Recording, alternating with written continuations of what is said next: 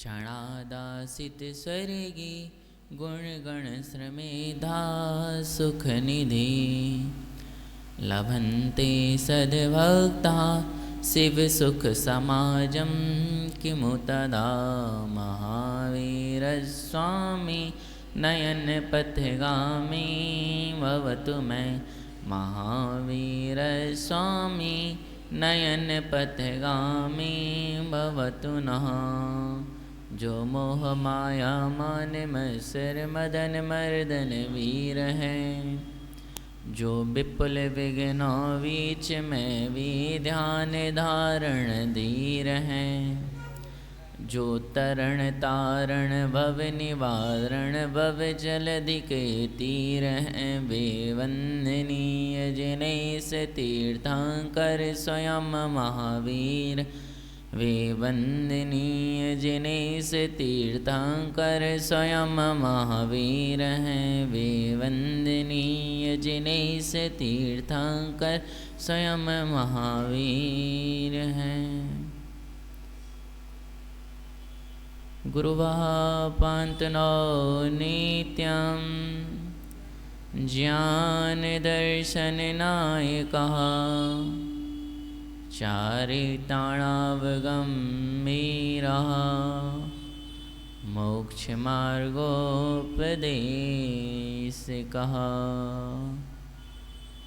बोले पंच परमेष्टि भगवान की, बोले 2400 तीर्थंकर भगवान की, बोले द्वाद संग जिनवाणी माता की। परम पूज तपस्वी सम्राट आचार्य श्री सन्मति सागर जी महाराज की। परम पूज गणाचार्य श्री 108 विराग सागर जी महाराज की। परम पूज श्रवण अनगाराचार्य श्री 108 विनिश्चय सागर जी महाराज की। परम पूज आचार्य श्री 108 सबल सागर जी महाराज की। बोले 3 कम 9 करोड़ मुनिराजों की। अहिंसा में जैन धर्म की।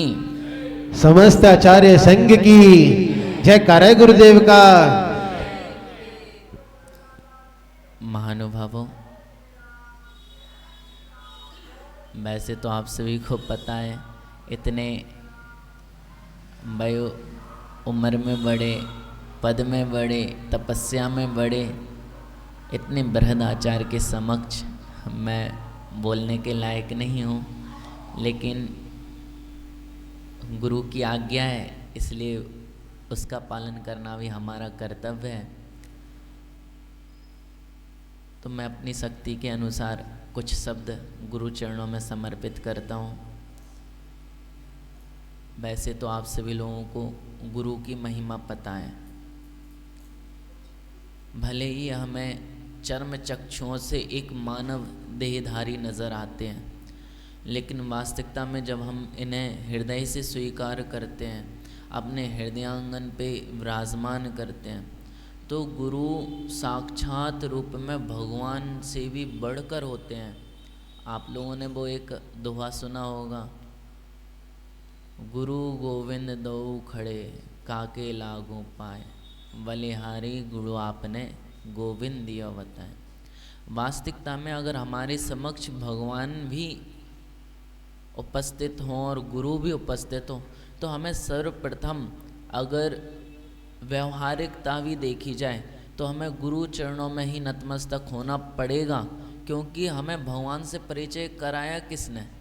हमें ये कौन बताएगा कि ये जो खड़े हैं ये दिव्य देहधारी साक्षात त्रिलोकीनाथ हैं? तो ये बताने वाले तो हमारे गुरु ही होते हैं। महानुभावों, आप सोच सकते हो, हम मनुष्यों की बात नहीं कर रहे, हम तो त्रियंच गति में रहने वाले जीवों की भी बात कर रहे हैं, जिन्होंने गुरु के छोटे से उपदेश को भी ग्रहण करके, छोटे से छोटे लघु से लघु उपदेश को भी ग्रहण करके अपने जन्म को सफल कर लिया। पारसनाथ भगवान का आपके पास उदाहरण है। उन्होंने नाग नागिन को नमोकार मंत्र का, अपने बचनों का दान दिया। फल क्या हुआ बताइए आप? धरणेन्द्र पद्मावती जो तड़प तड़प के मरने वाले थे, वो त्रियंचवी गुरु के उपदेश से क्या हो गए? धरणेन्द्र पद्मावती हो गए। विचार कीजिए आप, जिनको हम अंतिम तीर्थेश कहते हैं, अगर उनके जीवन में पूर्व जन्म में जब वो सिंह की पर्याय में थे, तब अगर उनको गुरु की वाणी का दान नहीं मिलता तो क्या वो हमें महावीर रूप में प्राप्त हो सकते थे? उनको भी गुरु की वाणी ने ही महावीर बनाया, उन्हें भी संसार समुद्र से तारने के लिए गुरु की वाणी ही समर्थ हो सके। महानुभावों, कई बार हम सोचते हैं कि गुरु बस कुछ ऐਵੇਂ ही मतलब कि जो शास्त्रों में पढ़ा है या फिर यहाँ अपने मनोभावों को व्यक्त करते हैं, तो शायद गुरु की वाणी भी सामान्य है। लेकिन आप भाव पहाड़ पढ़िए, आचार्य कुंद कुंद स्वामी जी का अष्ट पहाड़ के अंतर्गत आता है। उसमें आचार्य कुंद कुंद स्वामी जी स्वयं अपनी गाथा में कहते हैं कि शिवभूति मुनिराज, एक मुनिराज थे, उनको कुछ भी याद नहीं होता था। द्रव्य शुद्ध, भाव शुद्ध तो पूरा था, लेकिन द्रव्य शुद्ध कुछ भी याद नहीं होता था।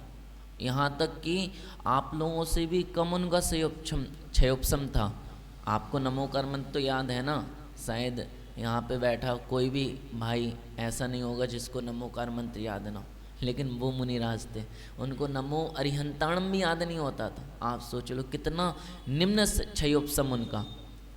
आप कितना ही गुरु उन्हें उपदेश दे दे, कितना ही सिखा दे, कितना ही रटा दे, 1 मिनट में उनका उपयोग बदला और वो भूल गए, विस्मृत हो जाते थे।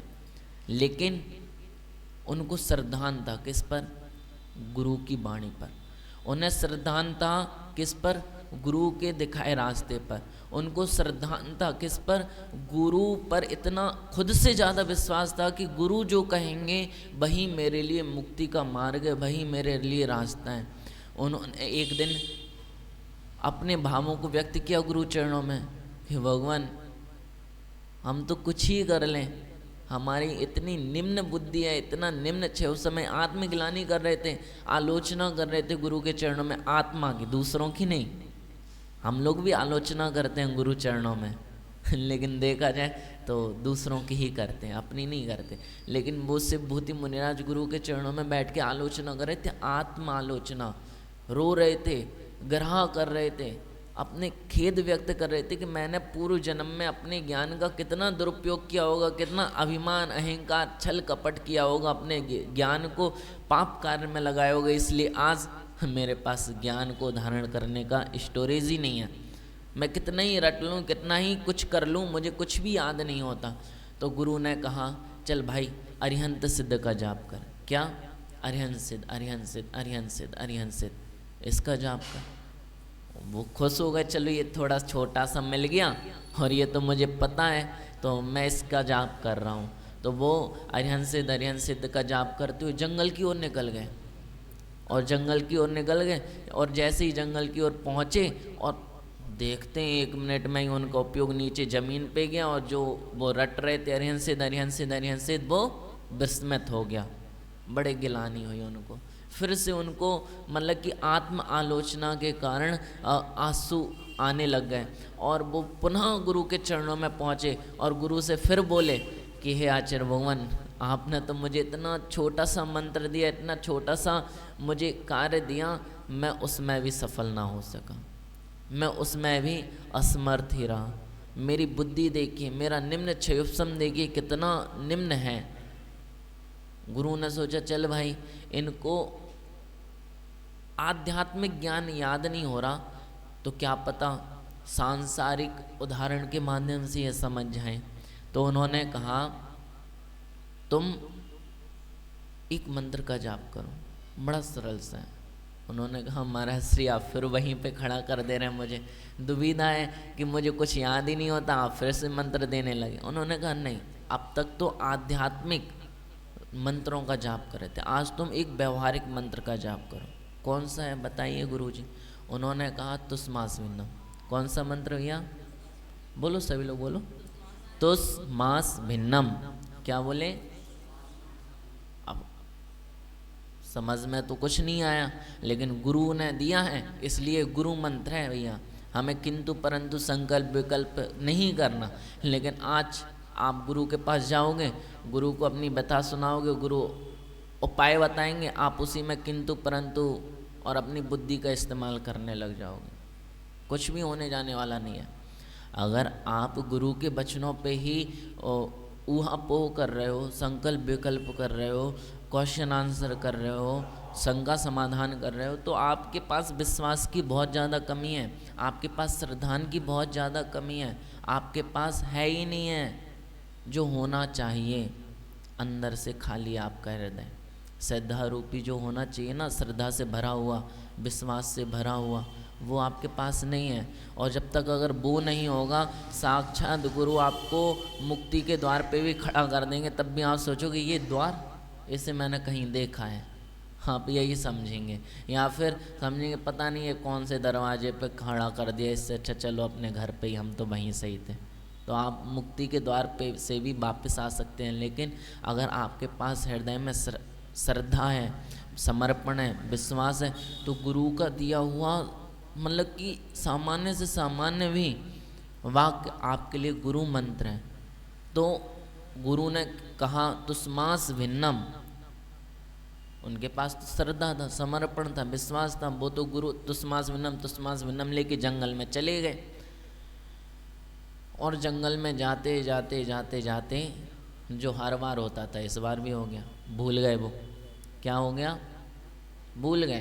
तुस्मास भिन्नम भी भूल गए, मतलब कि उनको आध्यात्मिक सूत्र तो याद होते नहीं थे, आध्यात्मिक मंत्र तो याद होते ही नहीं थे, और ये भी द्रव्य सूत्र भूल गए। और पुनः गुरु के लिए दर्शन को लौटने लगे। और जब लौटते लौटते नदी किनारे एक माता दाल धो रही थी। क्या धो रही थी? दाल। कौन सी दाल? उड़द की। तो उड़द की दाल इसलिए धो रही थी कि छिलका अलग हो जाए और दाल अलग हो जाए। आप लोग भी कभी कभी करे होगे, दाल को फुला देते हो और फिर ऐसे करके, मुझे नहीं पता, आप लोगों को ज़्यादा पता होगा।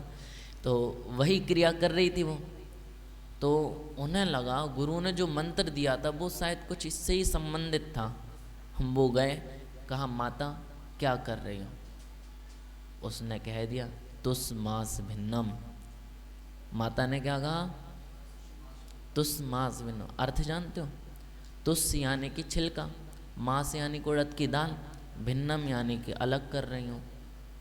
उनका हृदय में जो ज्ञान ज्योति थी प्रज्वलित हो गई, आत्मग्लानि भी हुई और उनको ज्ञान भी हो गया कि अरे भैया, मुझे गुरु ने जो मंत्र दिया है वो मुझे मंत्र रटने को नहीं दिया, समझने के लिए दिया कि जिस प्रकार उड़द की दाल से ये छिलका लगे, उसी प्रकार तो मेरी आत्मा इस देह से अलग है। मुझे मंत्र को नहीं रटना भैया, मुझे अर्थ को समझना है और उसको अनुभूत करना है। मैं द्रव्य सुख के पीछे आकर क्यों पड़ा हूँ, मैं ये चक्कर क्यों काट रहा हूँ, मुझे इन सब में नहीं पड़ना। मुझे क्या करना है? मुझे मूल भूत उनके तत्व को समझना है। आचार्य भगवान जो हमें समझाना चाहते हैं, हमें उसे ही समझ के अपने हृदय में धारण करना। वहीं पे बैठ गए वो, उसी नदी किनारे बैठ गए और उस चीज़ को अनुभूत कर रहे थे। और अनुभूत करते करते 48 मिनट में सुरत केवली हो गए। जिनको 2 शब्द याद नहीं हो रहे थे ना अनियन से, वो सुरत केवली हो गए।